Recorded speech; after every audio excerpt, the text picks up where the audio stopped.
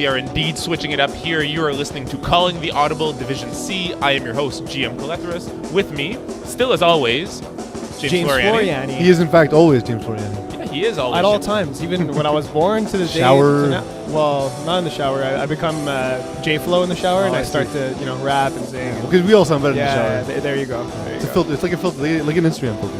That's For your voice. Joining us instead of Chapman this week and forevermore and will a be lot more vocal. Yeah, will be our friend. That's not my reputation at all. Pease Dilleries. Absolutely. How's it going? Well, and yourself. Amazing. You can tweet us in at any time at GMCole44, at JFlowMusicMTL, at PeasFPF. And if you want to actually be featured on the show with a tweet in question, tweet at EagleFPF. Hi, Eagle. So with that in mind, it's been so long since we've had that noise. Yeah, exactly. I missed that sound effect. I have a mic now, so I can just do it. And now I remember why we didn't do this anymore. That's why we stopped giving him a mic. Take it away. I mentioned Alex in the script this week instead of Eagle, and Pease messaged me like, Who is this? Who is this? You can't let him know that he's people. Fact. Yeah. With that in mind, we're going to go right into the recaps. Last Sauce 37 over Top Season 13. Top Season still kind of spiraling out of control. No real answers as of yet. Lonnie Johnson in at QB. A little bit of mixed results here. Dropped passes, tipped ones for interceptions. It's not an ideal scenario for a quarterback to come into. Yeah, I mean, listen, I saw Top Season play not this week but the week before that, and they needed the help at quarterback big time. They had a good athlete there, but now I guess he's going receiver now, I assume. So which athlete? Jordan Maxwell, Maxwell. We saw Kyle Santana as well fill in. Okay, it was Maxwell, but okay. Yeah, I mean, honestly, a change was needed. They weren't scoring points, and you're not going to win any games when you don't score points. So I think it's a good switch. It might take a bit of time to build chemistry, which normally does with new players, and we'll see. 13 points is obviously not a great debut, but there's a lot of room for improvement. GM, when was the last time Lonnie Johnson played in FPF? Last winter. Last winter. It was last winter? Okay, I thought it was longer. Still team. Didn't he throw for untouchables one game? Yes, yes, for he did. Div 2, yeah. Okay. Yeah. Okay. So in a loss too. I thought it was a longer time. That's why. I have no point then. I'll just shut up. You may be thinking of his brother Corey. Yes. Yeah. Yes. There we go. Okay. That makes sense. On the other side of the coin, Lassos have kind of quietly slipped into winning 3 of their last 3 games. They're 3-0. Francois Raymond is back. How important is he to this team? I mean, he's huge. He's obviously just having him there as a presence, not only on defense but on offense as well, in a leadership role. And that's not even talking about his on-field talents, which obviously he's a great athlete and he brings a lot to the table. So Lassos with Francois Raymond jumps up like 10 steps from where they're usually at. So carrying forward his experience at quarterback for this team, now filling in at receiver, Corey Kennedy still the quarterback. Mm-hmm. We see that he's really being used to the best of his ability. And I think part of this also has to do with the fact that as a quarterback, when you're going back to receiver, you kind of know how to read the field and find those little holes. And he's an underrated receiver, too. Oh, absolutely. Okay, nobody really talks about him as a receiver, but he's fantastic. It's because all we're used to seeing is Simon throw to him. So. Yeah, that's fair. And I mean, obviously he has great hands. On defense, if the ball's up, he's a great ball hawk. He's also playing defense with 2 hands instead of having an arm practically in a sling. Yeah, that definitely helps. He can reach up those high ones. But, all that to say that, yes, Lassos are getting it done. But I do think it's more a product of their schedule right now in terms of their wins that they've gotten. I don't think, with the stat lines that I've seen from Corey Kennedy and having seen them play, I don't think they're an actual threat, but I do think that they might hover around 500. That's fair, and at the same time, I think it's easy to tend to forget that Lassos were a championship team. They've moved up, and they're still continuing to be relevant.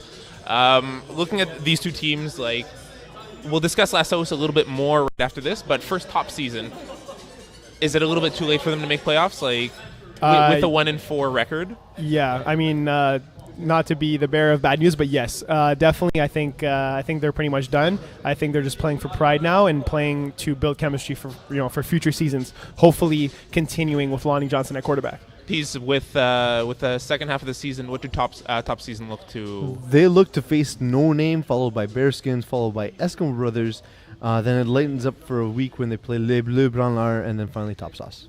I mean, the only possible win is Bleu Branlards that I see there, and I still don't think they're going to win that game. So, I mean, that's tough. That's a tough schedule. I don't think that it's fair to write them off completely just yet. Like, these are all guys that they're all athletes. They all play for Concordia or have played for Concordia. Lonnie's son Quaid plays, so that's sort of... Is Quaid coming to play? Quaid is not. Okay. Quaid is injured, and Concordia are now not allowing a lot of their players because to play. Because of Quaid. Yeah, basically. Right. But that in mind, Lonnie knows the sort of team around him, and I think that they can squeeze out 2 or even 3 wins here, but they will be tight. They're not going to be easy games, but even with that, I don't think it's going to be enough. I think that they will win more than we expect them to win, but I don't think it's going to be enough. Agreed. We have, on the other hand, we have La Sauce. They're going to be going on to take on Warhawks, followed by Jagerbomb, Top Sauce in the battle in the Sauce Bowl. Yep. Then finally Coyotes, and ending the season with Show Me Your TDs. So we have the Top Bowl and the Sauce Bowl. We do have top the season play Top Sauce. Yeah, also. we do have. We've had the Top Bowl. Yeah. We can. Did that game happen already? Nope. Oh, my bad. I thought that happened already. So there is a Top Bowl, and there's this in this particular scenario. There is a Sauce Bowl. So they have the luxury of being 3-2. With everything so close right now, what do you think it's going to take to make playoffs for them? I think you're looking at 6-4. I think 6-4 is where I think that cutoff is going to be. Personally, what do you think? It's definitely going to be tough for them. Top season, I think it's fair to write off. But La Sauce right now, their destiny is in their hands. Because a lot of teams that they're playing are also contenders in Conference A. So right now, the top teams may cannibalize each other, as we saw with Show Me Your TDs and Coyotes, which we're about to get to. Yeah, 100%. With that in mind, Coyotes 18, Show Me Your TDs 26. So we've talked about the fact that Mike Adonna is starting to show that he belongs in the discussion for some of the top QBs in the division. He's not a flashy QB by any means, but he takes what the defense gives him. 4 touchdowns to 4 receivers. It's really what it took here. Both quarterbacks were interceptionless, and they went toe-to-toe, and Mike Adonna came out ahead. Yeah, I mean, both of these defenses have really improved a lot from years past. And, I think you really see that here in terms of, there was no interceptions, but both teams were held to under 30 points. Coyotes held under 20 points. That's very impressive to me. It was a slow game, though. There was, I think, 6 drives-ish for each team. But still, Coyotes scoring 3 times out of 6. Yeah, like that's impressive. If your defense is able to do that, more power to them. And I'm very impressed with both defenses right now. And the fact that Show Me Your TDs were able to kind of pull away with this game, and beat a team that hasn't lost in a while is really impressive. So what do both teams take away from the situation? Well, for me, I think Show Me Your TDs get so much of a confidence boost off of this, and they can go back home and say, okay, we can literally just beat any team in Division C now that we've beaten the Coyotes, right? Why can't we take it all the way? We can do it. So I think that gives them that vote of confidence that they might have not have had prior. As for Coyotes, I mean, I don't overreact to this. I think it's just, a shitty game happens once in a while. You're going to lose every now and then. And I think it's actually beneficial for them to lose now rather than closer to the end of the season or obviously in the playoffs. Okay, that's fair. Which team will perform strongly in the second half of the season? So we talked about La Sauce's and Top Season's upcoming games. Next up would be Coyotes. Pease, do you have Coyotes' schedule on hand? My iPad is stalling, so I need you to stall for me just That's a little really bit longer.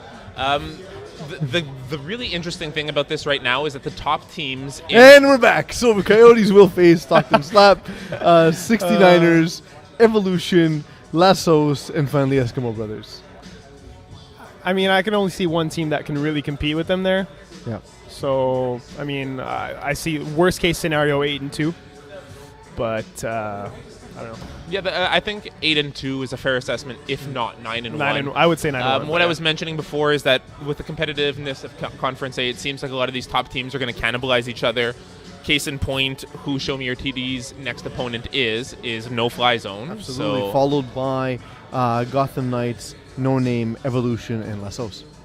I mean, look, Coyotes and No Fly Zone back-to-back weeks is one heck of a tough assignment. But hey, I mean, if they can follow up a win against Coyotes and either even keep it close with no fly zone or even steal a W, I think that's a huge win for Show Me Your TDs. Speaking of no fly zone. Oh, sorry. I thought you were ready to do the thing. It's Was it ready like for that thing? you intercepted my attempt to transition. I turned you to Simo Dagenet right there.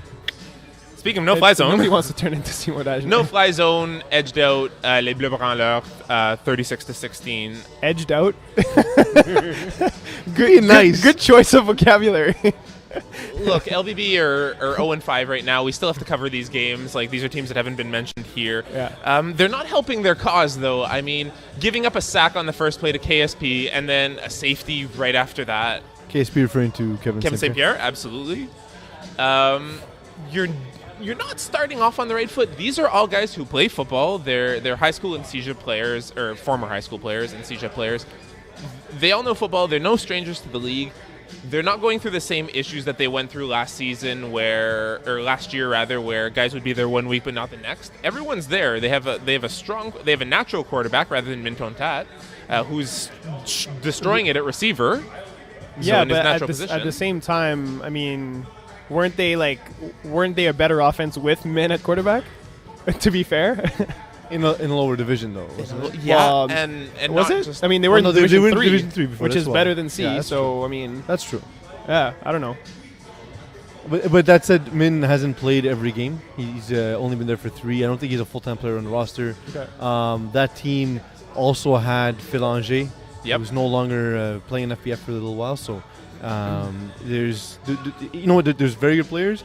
That said, it's two big pieces that aren't always there or aren't on the roster. And it's odd though at the same time because they show glimpses of strength and competitiveness. Like Nick Schaefer early on picked on Vinny Golano a little bit, took what the defense gave him until no fly zone adjusted and tightened up. And it's interesting. But that's the difference, GM. Like a team like No Fly Zone will make all those adjustments through the game.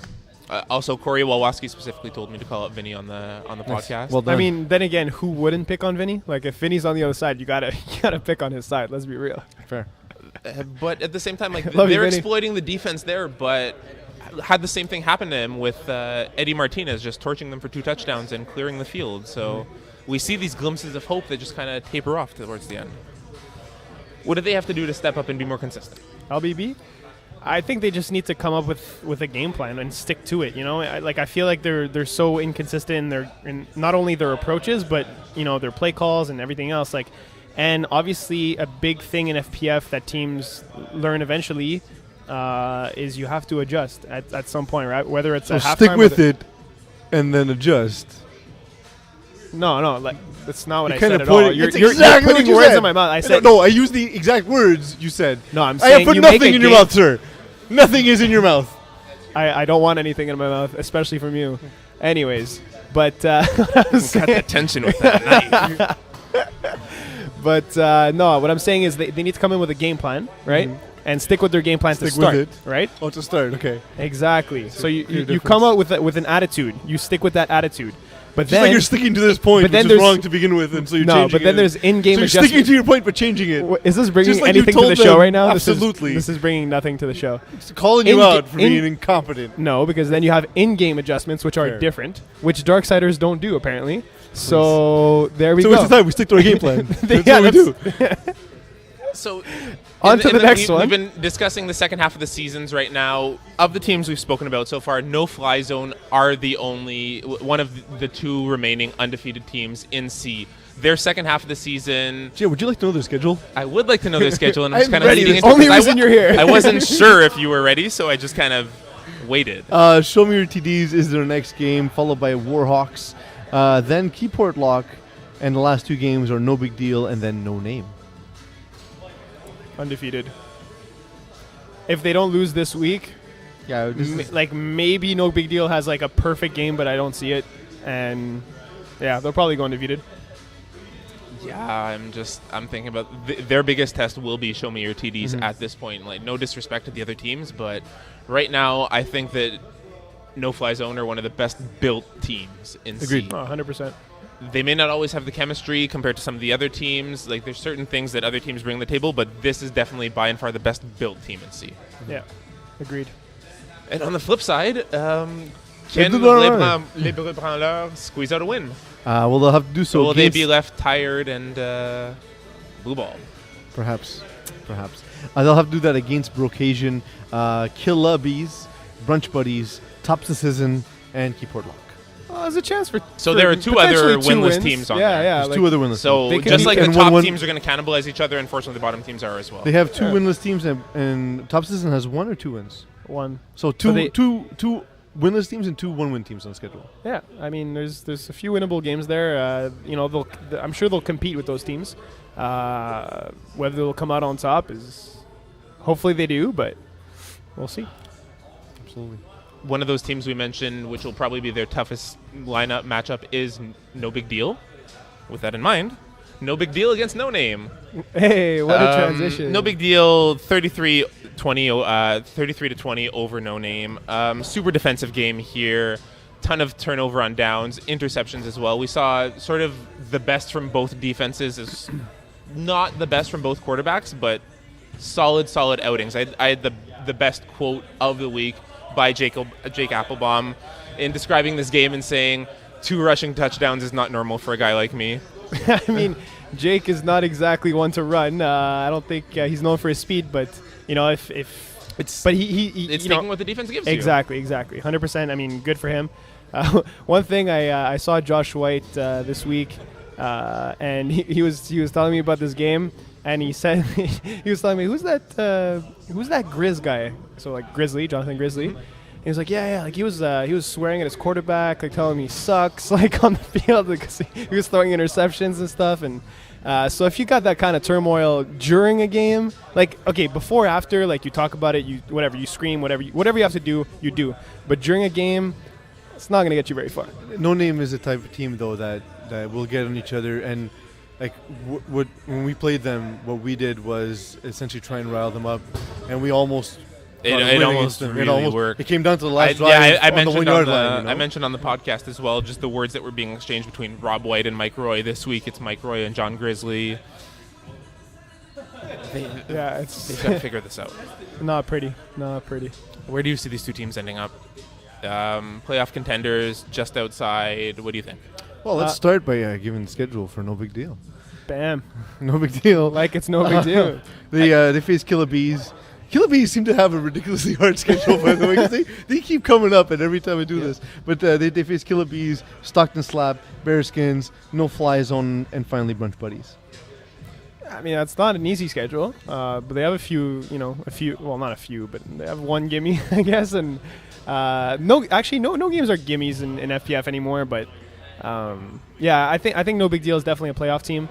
I do think they'll catch fire at some point in the playoffs because that's what they do. But that's just no big deal. Yeah, it's no big deal. But the recent passage, sorry about that. The recent pass has shown that they managed to get to the finals, but once they're there, they kind of crash and burn. So if they do manage to get to the finals this time around, maybe this is their year. I feel like No Name on the other side of that coin are a team that, because of their sort of turmoil and conflict within, they're not going to catch a break. They're not going to catch a break, and they may catch fire late on in the season. But I feel like this is a team that's going to be left on the outside looking in come playoff time, with like just the last team not in. But they're 4-1 right now, no? No Name. What's the record? In? No Name is 4-1. Are 4-1. Yeah. So I think they'll make the playoffs, but that said, you're not. It's not a. Their first 4 games were against the Bleu Branleurs, Keyport Lock, Killabis, and Brunch Buddies. So 1 win of 5 teams in the first 4 games. You know what I mean? Yeah. So I don't think it's a clear indicator. I don't think it means they're bad. They beat the teams on their schedule. That's fine. But I don't think it's a clear indicator. They will be tested a little bit more throughout the season as they're facing Top Citizen this week, then the Commission, Show Me Your TDs, Bearskins, and No Fly Zone. Yeah, so that last trio of games is even tough. the last 4, like aside from Commission won't be easy either. Yeah, exactly. aside from Top Season, all those other teams have more than winning records. Like it's more than 500. Agreed. So it's going to be tight. They may be the last team in. They may be on the outside looking. It's going to be really, really, Yeah, you're really right. tight. Now knowing their schedule, they might only win one or Well, maybe they might get two. in just because of how strong they started. Oh, 100%. And but 5-5 will probably get you there, but yeah, but like don't expect them to be a top seed. But assuming assuming they win this week, which they probably will, they'll be 5-1. But then again, like none of those last four are easy games by No, any not at all. means. So they could just have an epic collapse if they don't, step up and fix this internal issue. So this is the perfect way to kind of transition into teams that we think are going to sneak into the playoffs, like teams that are sort of middle of the pack teams right now, or not on the radars, that are just kind of going to sneak in and do some damage. I think that No Big Deal are going to be one of these teams. They're 3-1-1 right now. Their second half of the season, we've mentioned, looks very favorable to them, and they have the head-to-head on No Name now, who will be close to them, since neither of these teams will be the top seed of their division. Yeah, I mean, I could definitely agree with that one. And you had the commission as well, right? Yeah. Yeah, so those two teams I definitely see as, I mean, I don't really, to me, like, I ranked No Big Deal, I think, number 3 and at some point, and I think they're a very good team. Commission as well. I mean, Commission, with all the experience they have a great defense. Sean Avery, my quarterback, is doing what he can with what he has, and I think he's doing very well. So yeah, those two teams definitely playoff locks for me. That could do some damage. And on my end, two dark horses would. Man, I can't. Really, I don't know if you can call them dark horses, but I got Jaeger Bomb and Bearskins, but they're kind of in the middle of the pack right now too in terms of their records. But Jaeger Bomb is a playoff team. And honestly, Bearskins are a playoff team recently. So they've shown that they can all sneak in and they can beat the top seeds. So yeah, I know. I know those very well that Jaeger Bomb are a playoff team. Yeah, so like those, like as Championship team. As a top seed, honestly, like those, like for me, like Jaeger Bomb and Bearskins are like the two, I guess, middle to low seeds that you don't want to face. It's like that team that you see on your schedule, like, crap, like I don't want to. That's a dangerous game. So.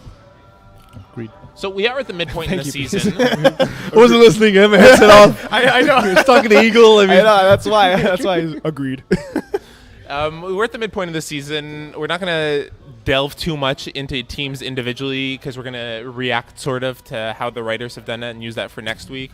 With that in mind, we're going to separate them into Conference A, East and West, and Conference B, East and West, and just look at them overall and give them a rating. With that in mind, you should look to your screen because we have in front of us, and Pease will read it out as well, Conference A West. Conference A West? Or Conference A East. There's also no Conference A West. It's East, South, and Central. Conference B has a West. Conference A does not have a West. It's bizarre. It's interesting. Of course it does. No, it does not. It is I have it right here. East, South, and I Central. literally have it right here. I'm looking on the FPF site. I am too. You're probably in the wrong division, knowing you. This is Division C, right? Is My it bad. Division C of 2016? There you go. There you go. Thank My bad. you. My bad. So we have Conference A East, West, and East and West. There we go. Was actually I had the tab open for Division D, getting ready for the next show. We have Honey Badgers, 69ers, Jaeger Bomb, Broke Asian, Gotham Knights, and Killer Bees. Aside from Killer Bees, I would give this like a B- to B+, somewhere in that sort of interim. These are all teams that we expect a lot out of. They're streaky, so sometimes they're doing really, really well. Sometimes they do a little bit poorly. But overall, with the exception of the winless team, these are all teams that have been established teams in FPF. They're very, very strong, and I like this. Yeah, B+ for me as well. I think you have four dangerous teams that can make some noise in the playoffs in this conference. So and you have the Honey Badgers sitting undefeated right now.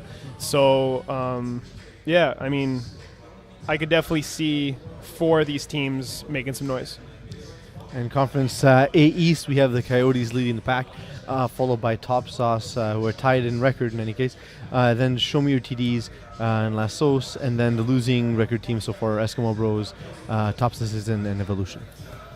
I feel like this is also a B for me, closer to the B-, whereas the other one was closer to B+, because there's more disparity between the top and the bottom, and I think that's what's really hurting this. There's no divisions that are without their sort of weak teams. There's a winless team in each of them. Yeah. However, this one, you see almost a little bit more of a gap between the top and the bottom at the moment. Yeah, but at the same time, you have those top teams are very good. So I think that kind of like balances that out. And I would go with a B+ for this division because you have teams that are championship caliber. Are we switching now to Conference B? We are. Is the graphic updated, Eagle? There we go. Conference B East features no fly zone, no name, no big deal. So the no is all leading, followed by Bearskins, Brunch Buddies, and the winless Keyport Lock and Le Bleu Branlard. It's the Nene division? Or Nene division. Indeed. Conference Beast? These teams all have great records in this division, so I'm tempted to give it an A-. Or I mean, Brunch Buddies 1 win, Keyport and Bleu Branlard are both winless. 2 winless teams. These are all teams that just aren't doing it. I want it to be nice. I can't be nice. I really You're can't. saying all these teams have good records. No, they don't. No, they don't. They do not. But again, they have a legit championship contender in No Fly Zone, another one in No Big Deal, a dark horse in Bearskins, a crappy team in Brunch Buddies, Yep, the worst. and winless teams in Keyport Lock and Buzmanara. So, I mean, B- for me. If we're being not nice, it's definitely in the C to D range. Yeah.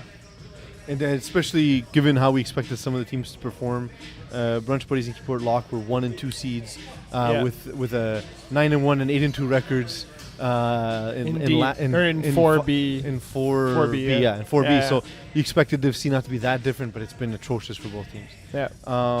Conference B West features Stockton Slap and the Commission and former Tomahawk, all at 4-1, followed by Varennes, MVE, and ending up with Warhawks at 0-5. I like this one a lot. I think this is my favorite of the 4 sort of sub-conferences. We talked about dark horse teams. Former Tomahawk and Varennes are 2 teams we haven't touched on a lot on this podcast, but are definitely gaining attention. Both teams at over 500 at 4-1 and 3-2. Warhawks have had a sort of rough transition, but the others here, MVE, very strong, and then those top 3 that we mentioned are great. So this is definitely my favorite of the 4 and the one that looks the most promising. Yeah, I think there's the most parity in this one as well. I could see any of these teams really winning this division other than Warhawks. MVE have shown the capacity to be able to upset teams that we considered elite. And, but MVE, largely what we've seen from Playground, they seem like that team that they're close in every game. Every game is a game they can win, but every game is equally a game they can lose, and that's like. Those are the teams where come playoff time, like, oh, well, they're just not there tonight, and then they lose by 4 points or whatever it is. 100%. I mean, you never know what you're going to get with them, but at the same time, they've like shown that they... box of chocolates, James. Yes. The 15-year reference. The oldest... I think I'm the only one who's alive when that movie came out. It's... but they're also a team that can upset a good team, right? So... this is an A in terms of parity for sure. With that in mind, we move to the picks of the week. We only have time right now for the quick one-word picks from each of us as Pease reads them off.